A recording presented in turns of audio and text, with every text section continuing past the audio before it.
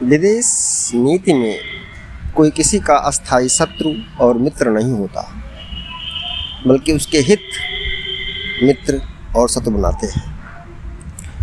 जो America Europe की सुरक्षा में खड़ा था लगभग एक शताब्दी से, प्रथम विश्व युद्ध के बाद से ही, और ट्रांस अटलांटिक व्यापार में फलीभूत हो रहा था, नाटो स्पेशली यूरोप की सुरक्षा में बनाया गया था।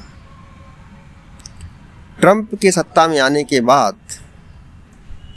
उन्होंने यूक्रेन से अपने हाथ खींचने के प्रयास कर दिए, पुतिन से वार्ता कर रहे हैं। सऊदी अरबिया में पुतिन और ट्रंप के विदेश मंत्री मिल रहे हैं। ऐसे में यूरोप की धधकी बनी हुई है कि अगर यूक्रेन से अमेरिका ने अपने हाथ खींच लिए तो यूरोप का क्या होगा। चूँकि पुतिन की महत्वाकांक्षा केवल यूक्रेन तक नहीं होगी, वो पुराने सोवियत संघ की दिनों की बहाली जरूर चाहेंगे। उनकी मंशा भी है, कई बार स्पष्ट कर चुके हैं। पुराने सोवियत संघ का मतलब है कि काला सागर और बाल्टिक सागर में उनका साम्राज्य, और इसे यूरोप बर्दाश्त नहीं कर पाएगा। यूरोप के देश ब्रिटेन और फ्रांस को छोड़ करके अमेरिका की ही रक्षा पर निर्भर थे। ब्रिटेन और फ्रांस तो कुछ अपने लिए करते रहे, ब्रिटेन और फ्रांस का रक्षा उद्योग बढ़ता रहा, लेकिन उस अनुपात में नहीं कि वो रसिया का मुकाबला कर पाए। पुतिन जब से सत्ता में है 2000 के बाद से ही, तब से रूस को लगातार मजबूत करने का प्रयास किया है, रूस के रणनीतिक हितों को महत्व देना शुरू किया है। आज रूस पुतिन के नेतृत्व में फिर से पुराने सोवियत संघ वाली हैसियत को प्राप्त करने का पूरी तरह से इच्छुक है और सफल होता दिख भी रहा है।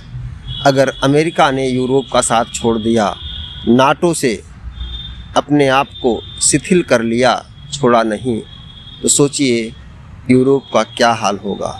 यूक्रेन तो यूक्रेन गया, लेकिन सोवियत संघ की अगर मंशा फिर से बरकरार है पुतिन के मन में, तो पूरा पूर्वी यूरोप,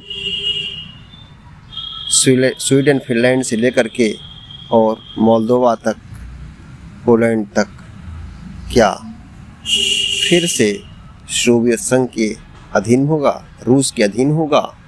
ये तो समय बताएगा। लेकिन ट्रंप और पुतिन की जो वार्ता चल रही है, जिसमें यूरोप यूक्रेन शामिल नहीं है, नाम यूक्रेन की शांति पर है, फिर कहाँ तक बात बनेगी। और ट्रंप की नीति में अमेरिका फर्स्ट, यानी अमेरिका कहीं ना कहीं से शिथिल हुआ है व्यापार में और रक्षा में भी।